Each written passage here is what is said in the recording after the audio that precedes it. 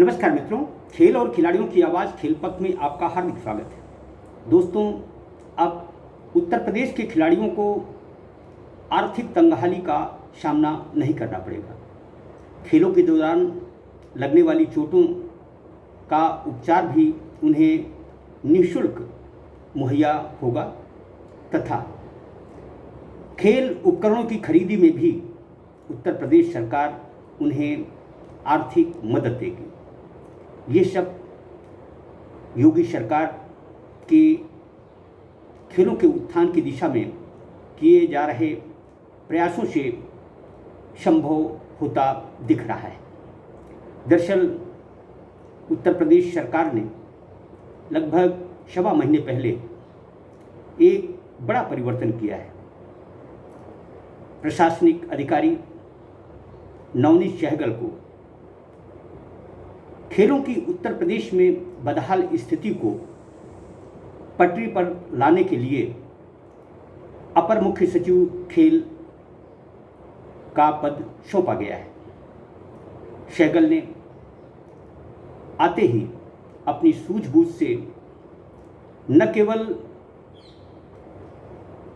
मैदानों की तथाकथा को जाना, बल्कि खिलाड़ियों को आ रही दिक्कतों की जानकारी भी खेल संगठन पदाधिकारियों से ली। सबसे पहले सहगल जी ने खेल संगठन पदाधिकारियों को बुलाकर उनसे खेलों में आ रही दिक्कतों के बारे में जानकारी ली।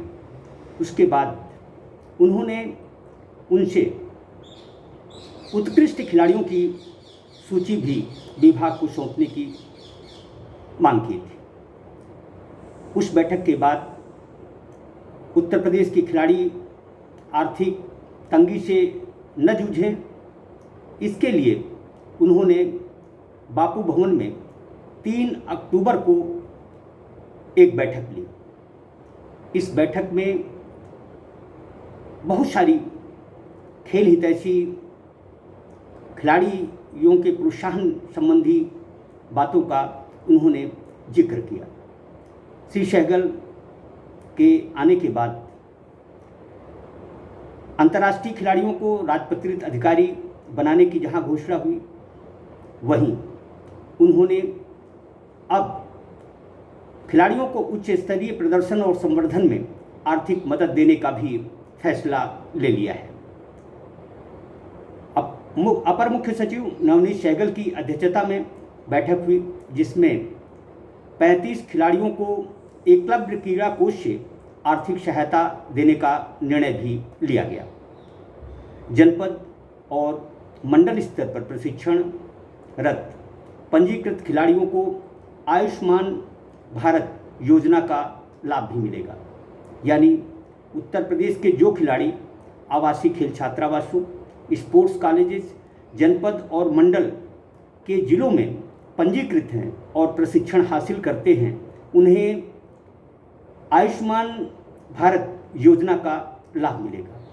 इससे उनका उपचार आसानी से हो सकेगा।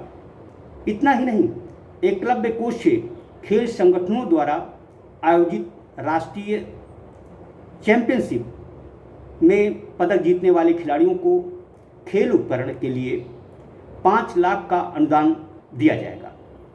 इतना ही नहीं, खेल संगठनों द्वारा प्रति 4 वर्ष में आयोजित अंतर्राष्ट्रीय प्रतियोगिताओं, सीनियर में एशियन चैंपियनशिप और दूसरी प्रतियोगिताओं के लिए जो खिलाड़ी राष्ट्रीय स्तर पर मेडल जीतने वाले हैं, उन्हें 3 लाख रुपए प्रतिवर्ष डाइट मनी के रूप में दिए जाएंगे।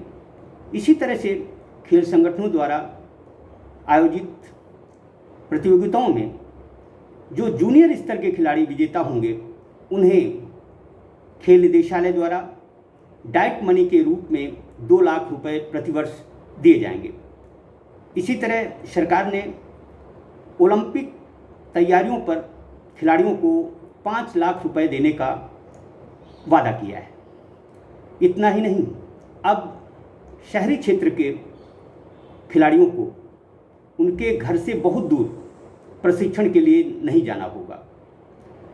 अभी तक देखने में आया था कि नगर निगम के अधीन जो भी पार्क मैदान होते थे उनमें खिलाड़ियों को प्रशिक्षण लेने से रोका जाता था। अब शहरी क्षेत्र के खिलाड़ियों को इस समस्या का सामना नहीं करना पड़ेगा। शहरी बच्चों को उनके घर के पास खेलने का लाभ मिले, इसके लिए अपर मुख्य सचिव खेल सहगल जी ने प्रमुख सचिव आवास एवं शहरी नियोजन को पत्र लिखा है। अब खिलाड़ियों को समस्या का सामना नहीं करना पड़ेगा। दरअसल नवनीत सहगल जी जब से आए हैं उन्होंने खेलों के उत्थान की दिशा में एक से बढ़कर एक बेहतर निर्णय लिए हैं।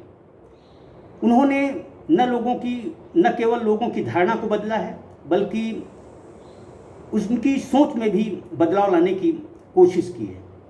प्रायः राजनेता ही घोषणाएं करते हैं, लेकिन नवनीत सहगल जी जब से आए हैं तब से उनकी कोशिश है कि खिलाड़ियों को हर मुमकिन ज़मीनी स्तर पर सुविधा उपलब्ध हो।